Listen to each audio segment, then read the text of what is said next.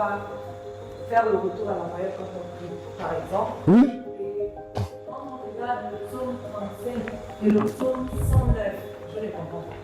Effectivement, c'est ce psaume que nombreux prennent pour justifier leur retour à l'envoyeur ou lancer le feu aux ennemis. Je tiens à nous rappeler, par la grâce de Dieu, que la Bible dit, c'est dans Romains 12, si on peut lire, à côté de temps, on peut lire Romains 12. Romains 12, 17 à 21. Je peux lire? On peut y aller? Il est écrit dans Romains 12, 17. Ne rendez à personne le mal pour le... Ne rendez à personne le mal pour le... Oh. En général, pourquoi les gens font le retour à l'envoyeur? Parce que tu as fait du... Et tu rentres parler. Mais qu'est-ce que la Bible dit? Et Dieu s'adresse à qui ici? Aux frères et sœurs dans le Seigneur. Ne rendez à personne le mal pour le mal. Autre chose, on ne peut pas prendre le psaume en question, pour vouloir justifier quelque chose qui se passe dans l'église. Et vous remarquerez que ce n'est pas biblique, sur la nouvelle alliance, de prendre les choses de l'ancienne alliance pour vouloir expliquer l'église ou le fondement du fonctionnement de l'église. Vous remarquerez aussi que lorsque le maître vient, le Seigneur Jésus, dans Matthieu chapitre 5, qu'est-ce qu'il dit? Vous avez appris, c'est ça non? Ou qu'il a été dit, et qui a dit? Moïse. Moïse c'est la loi, c'est la chair. Mais moi, je dis, le moi là, c'est Jésus, c'est Dieu qui parle. Là, c'est le roi qui parle. C'est le roi. Le Seigneur Jésus est le roi du royaume de Dieu. Et le roi dit, Moïse a dit, Moïse est mon serviteur, Moïse est un humain, c'est un mortel. Mais moi, je dis, et vous remarquerez que ce que Jésus dit dans Matthieu 5 contredit Moïse. Vrai ou faux? C'est Dieu qui parle. Et c'est ça le royaume. Quand on est dans le royaume de Dieu, voilà quoi? On ne fait plus selon le principe de la loi. Le principe du mort. Un royaume est gouverné par un certain nombre de lois, de principes, des ordonnances que le maître. Un roi, dans le royaume de Dieu, c'est que Jésus, il règne, il domine. C'est lui qui décide. Et du coup, le roi a dit, mais moi je dis. Lisez Matthieu 5. Vous avez appris. Œil pour œil, hein? Ça, c'est la loi de Moïse. Jésus dit, mais moi je dis, pardonnez vos ennemis. Faites du bien à ceux qui vous persécutent, font du mal. Alléluia. Et l'apôtre Paul, si vous voulez connaître l'église, ou le fonctionnement de l'église, lisez Paul. Ne lisez pas Salomon. Ne lisez pas David. David, Salomon, il n'y a pas de relation avec l'église. Et l'apôtre Paul dit au verset 17, ne rendez à personne le mal pour le mal. C'est ça, non? Ne rendez à personne le mal pour le mal. Recherchez ce qui est devant qui? Tous les hommes.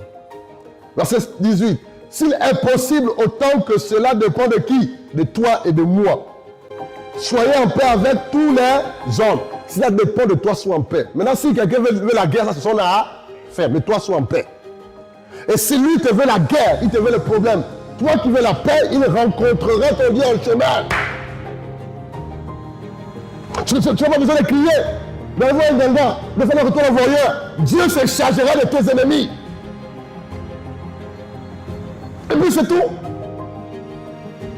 Dieu se chargera de tes ennemis. Le retour à l'envoyeur est diabolique et satanique. Allez dire à ces hommes de Dieu ou ces églises qui font le retour à l'envoyeur, c'est du diable. Qu'est-ce qui t'anime à faire le retour à l'envoyeur? C'est la colère. Vrai ou faux? Ton cœur rempli de colère et de haine. Parce que j'ai appris que c'est mon père qui me bloque, c'est mon grand-père qui me fait ceci, c'est ma mère qui est sorcière, et puis je vais faire le retour alors. Hein? Quand tu fais ton retour là, ton cœur est plein de haine, de colère, de manque, de pardon. Dans ton retour là, à l'envoyeur, si tu meurs, tu iras en enfer aussi.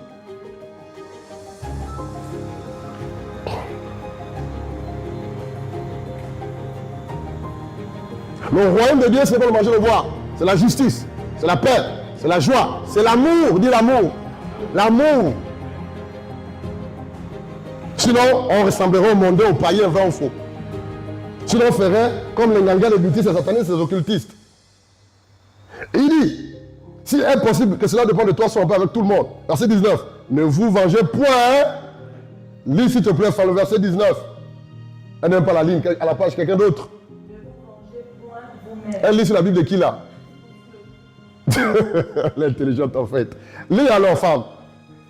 Ne vous vengez point vous-même, mais laissez agir la colère de Dieu. À moi appartient la vengeance, je le rendrai, dit le Seigneur. Amen. Dit, laissez agir la colère de Dieu. C'est manifester envers vos ennemis qui veulent vous faire du mal. C'est moi qui m'en charge. Tout ce que vous avez à faire, c'est de me craindre, de me servir, de m'obéir et de faire ma volonté. Ils vont trébucher, ils vont tomber. Parce que si on utilise les mêmes armes que les païens, les mêmes armes que le diable, c'est qu'on est aussi du diable. Si on utilise les mêmes armes qu'on utilisait quand on est dans le monde, c'est qu'on est toujours dans le monde, frère. Continue. Passage suivant. 20. Mais si ton ennemi a faim. Si donc ton ennemi a faim, donne-lui à manger. S'il a soif, donne-lui à boire, car en faisant cela, tu retireras des charbons de feu qui sont sur sa tête. Les uns ont dit, le verset 20 dit ceci. Mais si ton ennemi a faim, donne-lui à manger. S'il a soif, donne-lui à boire. Car en agissant ainsi, tu amasseras des charbons ardents sur sa tête. Un jour, quelqu'un m'a dit le temps qu'on étudie à l'UB. Mais c'est quoi amasser le charbon sur sa tête? Si on lance le feu, c'est comme si le charbon était amassé sur sa tête, hors contexte. En fait, ça veut dire quoi?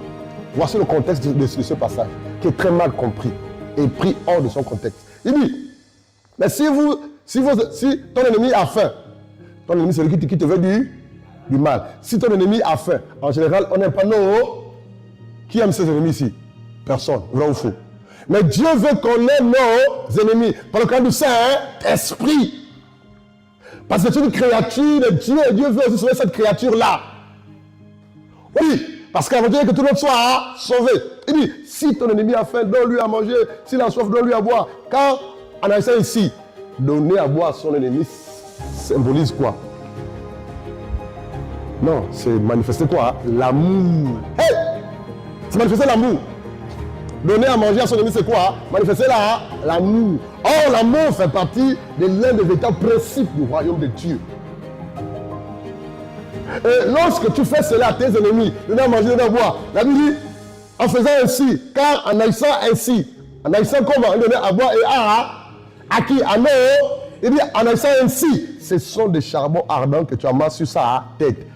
Ces charbons ardents, c'est l'image de l'amour que tu manifestes pour que l'amour le brise, afin qu'il réalise que ce qu'il fait n'est pas bien, pour qu'il se répande et qu'il soit sauvé. C'est le contexte de ce passage-là.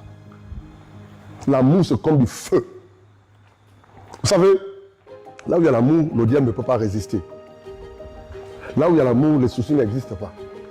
Là où il y a l'amour, les conflits disparaissent. Là où il y a l'amour, la haine disparaît. Là où il y a l'amour, les rancœurs disparaissent. Là où il y a l'amour, le pardon y est. Alléluia, la joie y est. Et le diable passe son temps à s'aimer les querelles ou la haine, la colère dans le cœur des uns des autres, surtout les chrétiens, pour nous connaître les têtes. Mais si tu manifestes, si on manifeste l'amour à nos ennemis, aux frères, aux sœurs, les œuvres du diable, le diable et ses œuvres vont s'écarter et disparaître. Le charbon ardent là, c'est le fruit de l'amour que l'on manifeste, ou les conséquences de l'amour que l'on manifeste dans la vie de nos ennemis, qui va par la grâce les consumer et faire de eux, pas consommer de détruire, mais qui vont détruire les œuvres du diable pour qu'ils réalisent l'amour. Qu'est-ce qui fait lorsque vous allez prêcher l'évangile aux musulmans, ce n'est pas les œuvres qui vont quoi? Parce qu'ils font ça plein. Vrai ou faux? C'est même pas la parole. Quand vous allez prêcher l'évangile aux musulmans, manifestez leur quoi? L'amour. La majorité des étudiants dans les pays musulmans ou arabes là, qui se convertissent, lorsqu'ils sont dans des endroits, des universités un peu loin de leurs parents, c'est parce qu'une famille chrétienne les a reçus à manifester quoi? L'amour. Et à cause de cet amour-là, ils ont réalisé que le Dieu de la Bible est un Dieu à amour. Et le Dieu des musulmans est un Dieu belliqueux. Vrai ou faux? Il aime la guerre. Vrai ou faux? Les combats, c'est les armes, c'est le feu, c'est ceci. C'est un Dieu haineux. Notre Dieu est un Dieu amour. C'est ce qui fait en sorte que les musulmans se convertissent. Le diable accomplit ça. Que si tu manifestes l'amour à tes ennemis, à ton père qui te déteste, à ta mère qu'on dit qu'elle est sorcière, à ton oncle qui est loin de toi, à ta grand-mère qui t'a abandonné, à ton grand-père qui est celui qui couche avec toi la nuit pendant que tu dors. Si tu pardonnes, tu manifestes l'amour, tu pries pour lui, ses œuvres vont être affaiblies et anéanties au nom de Jésus. Mais si tu fais comme lui, tu fais le retour à l'envoyeur, ça c'est la sorcellerie. La fin de lancer le feu au démon là, aux autres les sorciers là, c'est toi le vrai sorcier. Prions le Seigneur.